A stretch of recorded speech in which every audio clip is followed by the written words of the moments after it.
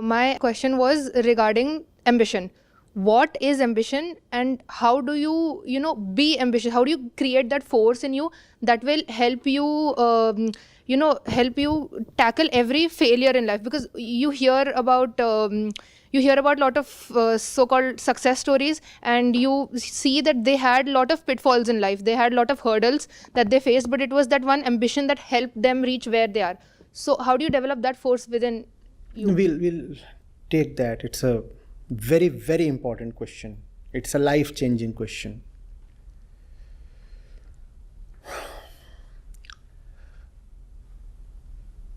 You have your own life to live, first of all. And nobody can be fulfilled reaching a place somebody else has reached. You're born differently. What fulfills one cannot fulfill the other. What's more, you do not even know whether the other is fulfilled. Are you getting? You have someone in front of you who's touting himself as a success story. I am a success story, right? I had ambitions,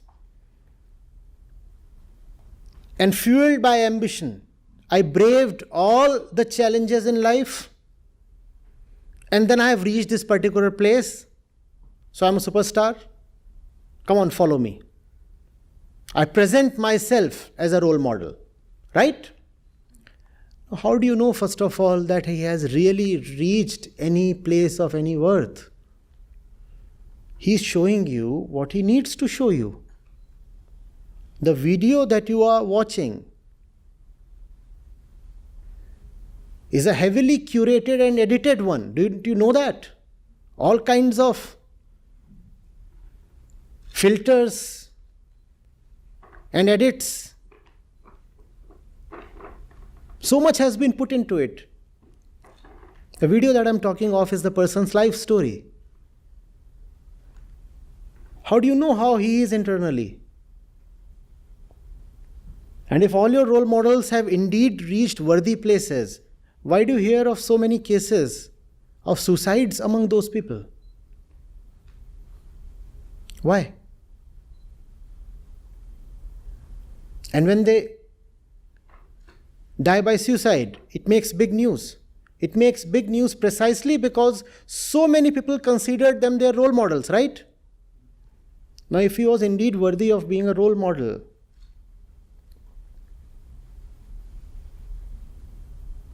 why suicide? Why so many other things? Why tax evasion?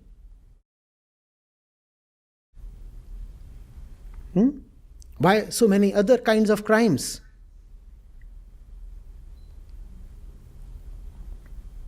Please.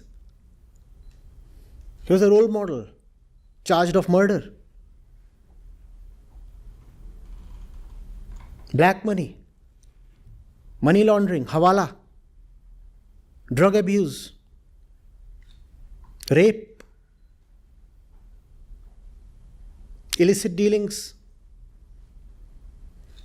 I'm not alleging that all those you consider role models indulge in these things. I'm asking you, what do you know about his inner life? Can you? Being a celebrity, will he allow the inner details to ever emerge out? He is living off his reputation, correct?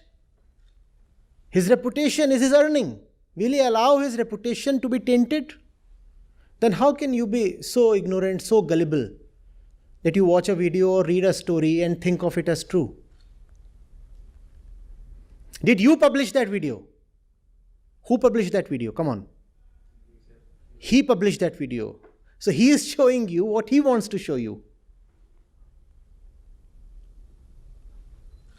He is doing what he wants to do. Why do you have to believe in what he is doing? Get that thing off your mind. When something fancy comes in front of you on the screen or somewhere, you just feel compelled and the visuals and the audios and the narrative that just overpowers you, does it not? Like the eyes, they are gone, they are no more yours. The screen has captivated the eyes. The narrative has enchanted the mind. It's all gone. You are enslaved.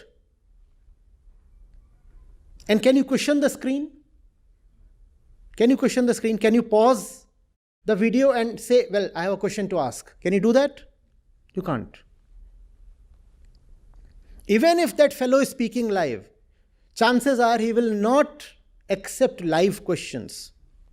Even if he does accept a live question, chances are he will not tolerate cross-questioning. He will not allow the real thing to emerge. So there is no need, as young people, for you all to just fall for the stories. They are stories. They are very, very carefully written stories. Every single aspect of that story is minutely manufactured before the story is released. Now, ambition. Basically desire, right? Small desire you do not call as ambition. When the desire is big enough, you start calling it as an ambition. Right? You want a glass of water, a little tumbler, you don't call it, I want it. You want a bigger jug, you probably call it a desire. Want, desire. You want an entire tank, that's an ambition. What has changed? Is there a fundamental difference? Is there a fundamental difference? You want a little plot of land for yourself, you call it a desire, You want to win over an entire country, which itself is a plot of land, a bigger plot of land, you call it? So that's desire, simple desire. And where do all desires come from? Your animalistic biological conditioning. Have you seen dogs fight over their territories? Have you seen? Have you seen how one dog gets bitterly furious when another dog encroaches over its territory?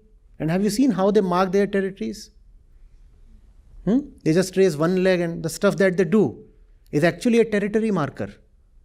That's to indicate to the other dogs, this is the border, the international line. Don't breach into my sovereignty.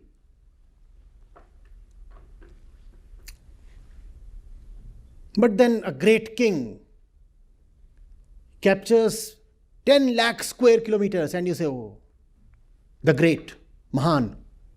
He is doing what dogs have always done, capturing territory. That's ambition. Amplifying your animal nature. That's what.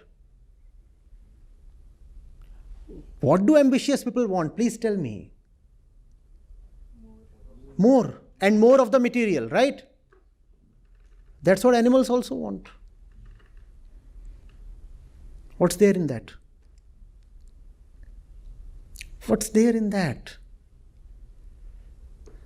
You have a life to live. You are very young. Can you work for something rather worthy? Can your energy come from love rather than ambition? And when you are very ambitious, obviously, that inspires energy within, right? If you have desire for something, you feel energized. Have you seen that?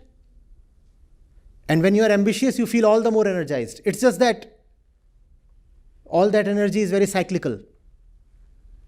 One moment you feel motivated, the other moment you feel demotivated. And then you run towards some motivation pill. But anyway, a lot of energy comes from ambition. If you are ambitious, you will find spurts in energy. Can you live in the energy that comes from love? That's the question. Ambition says, I'll be fulfilled when I achieve that. Can you spend your life doing something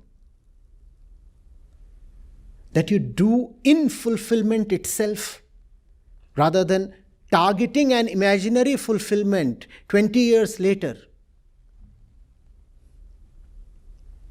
I'm starting up. Here's my new venture.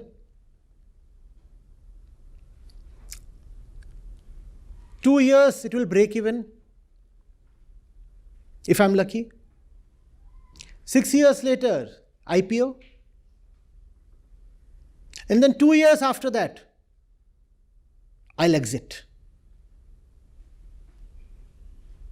And when I'll exit, I'll have lots of money. I'll sell off my shares. And then I'll be fulfilled.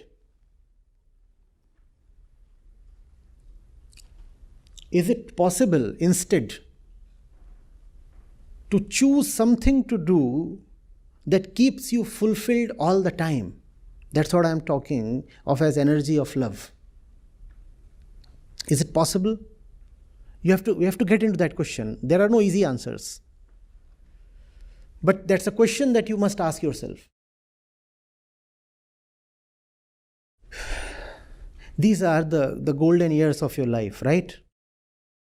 Do you want to spend these years doing something you cannot even tolerate doing, but still continue doing because you feel desirous of the future? Do you want to do that? Think of your courses. How many courses have you in a semester? 6? Nobody loves all the 6 courses. At least I never did. How do you live through the courses you don't love? It was very difficult for me. I don't know whether it's easy for you. Don't you have attendance requirement or something? Okay, lucky. 75% attendance requirement. And 75% means 75%. Living through the semester was not an easy job. Because it's just impossible to appreciate all the courses that came your way. But that was a requirement, right? Once you are out of the campus, there are no requirements. There is freedom. Do you want to spend your life, let's say the next 5 years, 10 years, as if you are enrolled in a course, you are just waiting to come to an end? Let the semester end. Let me be relieved of this particular course, even if with a C or D grade. That's how most people spend their lives. They just have no relationship with the work they are doing. All that they have is ambition, desires, no love. Tell me, if you love your work, would you ever think of selling off your company? But your role models, they are all serial entrepreneurs, are they not? If you really love what you have created, what you have brought up, would you simply sell it off? Would you do that, please? Would you do that? Is there any love in what they are doing? I'm asking you. There is just opportunism. And that opportunism gets them money. But what does money get you?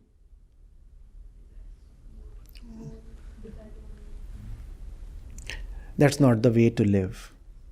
That just leaves you very, very poor within. And that's what matters. And you become a curse not only to yourself, but a bane to entire humanity. Because you earn a lot of money, and that lot of money is now in the hands of a foolish person. So what will that foolish man do with that money? Not just consume, destroy. Destroy. He'll fund all the wrong kinds of things. He'll buy a living enterprise and turn it dead. Do you have a recent example? That's what happens when a foolish man gets to have a lot of money. The entire planet is destroyed. And because money can give you a lot of reach, all your nonsensical concepts will become household things. You start saying, well, climate change is not a problem at all. Well, the earth actually needs more kids. Come on, go reproduce. What if the earth is burned to ashes? We'll go and colonize another planet.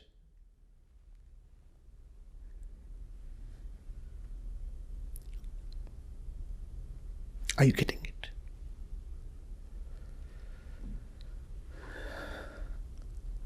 Ambition is a very stale thing. It's a dead thing. Do not forget where it comes from. It comes from your past in the jungle. You are conditioned to be desirous. And social forces just encourage you to be even more desirous of the same things that you have been wanting since a million years.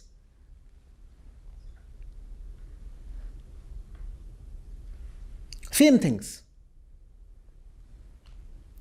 Let's do something new. As young people, no? Or do you want to live the same life that your ancestors in the jungle were living? Huh? The monkey wanted a fruit, you want an orchard. Is that fundamentally different thing? Please. Huh?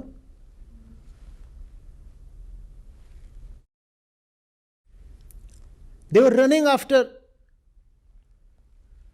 female monkeys then. And even today you are running after the female monkey. Maybe in a Ferrari. And the female monkey was attracted towards the alpha monkey then.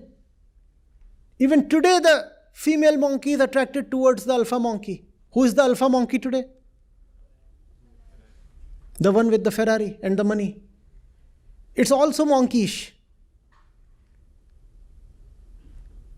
Can we live fresh lives, new lives?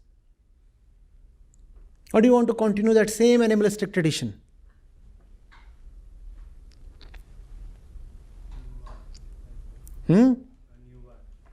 A new one. Then tell yourself that you are free to not to believe, to not to be influenced. Freedom must be your most important value.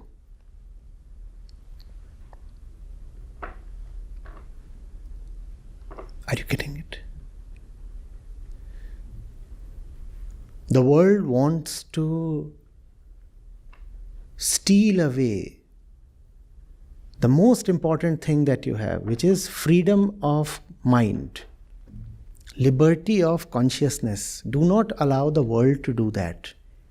And the world is not just outside of you, also inside of you. Your own thoughts and emotions. Be very cautious of them. They are not yours. They belong to the world. They belong to this body. And this body belongs to the world. This body is a heavily conditioned body. This brain is a part of this body and is equally heavily conditioned. So if an emotion arises in the brain or a thought wave is there, do not just quickly accept it or identify with it.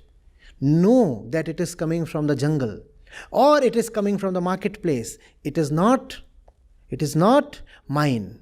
So I'll be cautious. I'll be cautious. It is not mine. These emotions are not mine. Even the dog has these emotions. How can these emotions be mine? Look at dogs and cats. That will tell you who you are. All of us are just dogs and cats. There is hardly anything in human life that does not belong to the life of a dog or a cat. Then how can this life be ours? Which means that no life has been given to us by our physical or social tradition. They do not give us any life. Life has to be created afresh. You have to write a new script of your own. The old script is not yours. It's a borrowed thing, and it's a very bad and dangerous thing. Do not live by that script. Is it making sense? I do not expect it to make much sense, but still.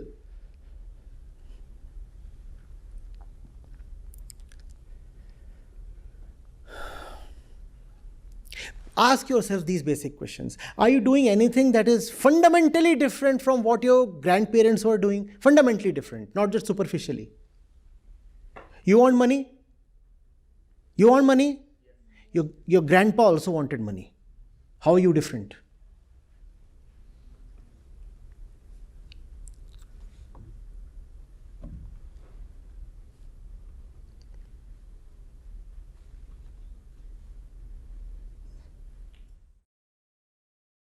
What's new?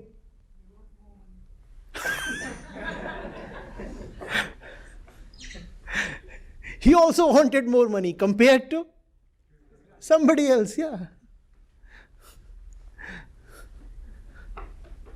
What's new?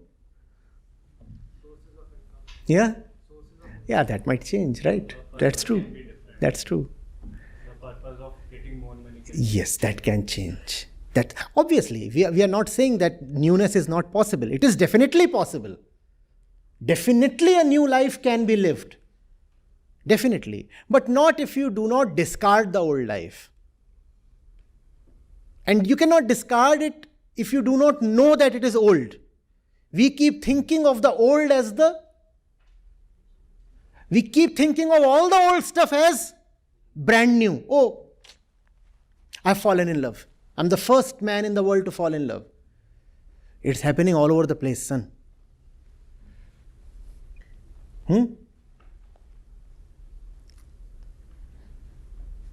I've fallen in love for the nth time in life. Not the first time. Right? What's new? Can we have something new?